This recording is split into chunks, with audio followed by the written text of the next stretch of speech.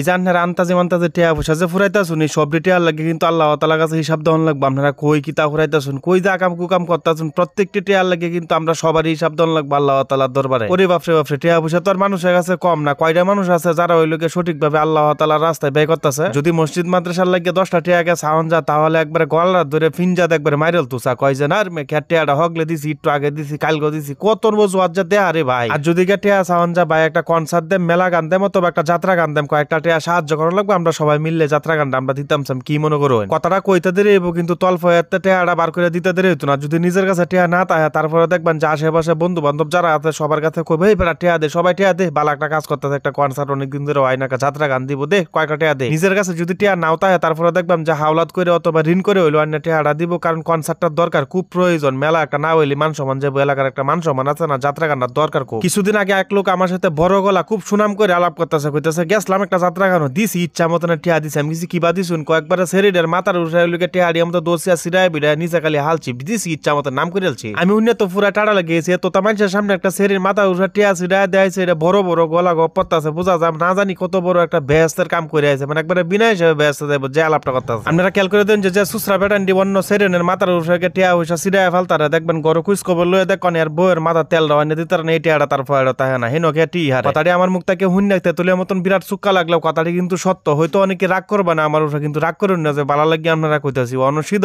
হন, তাহলে দেখবেন যে ইহকাল আর পরকাল দুইটা আপনার লাগে ভালো হইব। আরেকটা বিষয় খেয়াল করে দেবেন যে মসজিদ মাদ্রাসা কালেকশনের লাগে যদি আপনি কারো কাছে হাত পাতুন, আর যদি দেখবেন যে শেষরা আমি আলাপ করতেছে, আপনার লগে অনেক অজুহাত দেয়তেছে, বড় বড় কথা কইতাছে, মসজিদ মাদ্রাসা আমাদের টিয়া দিলা খায়ালা ও মুখ তো মুখ কত অজুহাত দেয়তেছে, আর এই মনে করবেন যে টিয়া সিরাইয়া দে সেরেনে মাথাত গিয়ে। এই দুনিয়ার আমাদের যদি কেউ অশান্তিতে বসবাস করে, তাহলে আমি মনে করি যে হুজুররা অশান্তিতে বসবাস করে। এখন হয়তো আপনারা কইবেন যে ভাই হুজুরা হইতেছে কি আপনার মাথার মুকুট আলেমরা, তাহলে আপনি কেল্লাগে কইলেন যে হুজুরা হইলে অশান্তিতে বসবাস করে। বাইরে ভাই কথাটা কেল্লাগে কইছি, এটা মনের দুঃখে কইছি। হুজুরা যদি সুদের বিষয়ে ঘুষের বিষয়ে যদি বয়ান করে, তাহলে স্টেজের মধ্যে দেখবেন যে কিছু সুসরা আছে তারা হইলে প্রমাণ চা যে কই থেকে আমরা দলিলটা দেওয়ান, দলিল দেওয়ান। আরে ভাই দলিল ছাড়া কি হুজুরা কথা কয় নাকি? ফাইজলামি আলাপ করে সুসরাডি। এমন একদল সুশীল সমাজে আপনারা কইবেন যে আচ্ছা এটা কোন ঘটনা করছে, আপনারা প্রমাণ দেওয়ান। আপনারা একটু ইউটিউবে অথবা ফেসবুকে একটু সার্চ দিয়ে দেখেন কয়দিন আগে কিন্তু ঘটনাটা ঘটছে। এমনকি শুধুমাত্র যে কয়দিন আগে ঘটছে বিষয়টা কিন্তু এমন না, অসংখ্য ভিডিও আছে এমন আগেও ঘটছে। এখন যদি মন থেকে উচিত কথাটি কই, তাহলে কমিটির কিছু লোক আছে তারা হয়তো আমার ভিডিওটা দেখে রাগ করবো, অথবা কমিটির ফুলা পায় না আমার ভিডিও দেখে রাগ করবো। আপনারা উদ্দেশ্যে কইতেছে, আপনারা রাগ করুন না যে আমি কিন্তু সবার উদ্দেশ্যে কইতাছি না, যারা ওই লোক এই কামটি করে তারা উদ্দেশ্যে কইতাছি। বর্তমানে বেশিরভাগ মসজিদ মাদ্রাসার কমিটির যে লোকটিরা নির্বাচিত করে, এই লোকটি দেখবেন যে নিজেরা এই লোকে সুদ ঘুষ নির্যাতন যত ওই লোকে কুকর্ম আছে সবকিছু কথা যে এই লোকটিরা ধরে আইন ওই লোকে সভাপতি সেক্রেটারি ও মুক্ত মুখ দেবই থাকবো। মাঝে মধ্যে যদি ইরাবা জিগা নিজা যে এই লোকটির আইন আপনারা কে লাগে কমিটি গঠন করলেন, এই লোকটিরা তো নিজেরা ওই লোকে সুদ ঘুষ নির্যাতন যত কিছু আছে সব কুকর্মের মধ্যে জড়িত কে লাগে আনলেন। তা কয় যা তোরা বুঝাস না, তোরা চিল্লাইস না বেশি। আমরা তো বুঝি না, এটা লাগে না বুঝার বান্দরে হইতে। আর যেদিন বুঝবো আমি এদিন দেখবেন যে ওই লোকের যোগ্য থাকা তো যোগ্য ব্যক্তিরা জীবন আন্য বয়তাম না, ব্যক্তিরা দেখবেন যে গাঙ্গারম বাইরে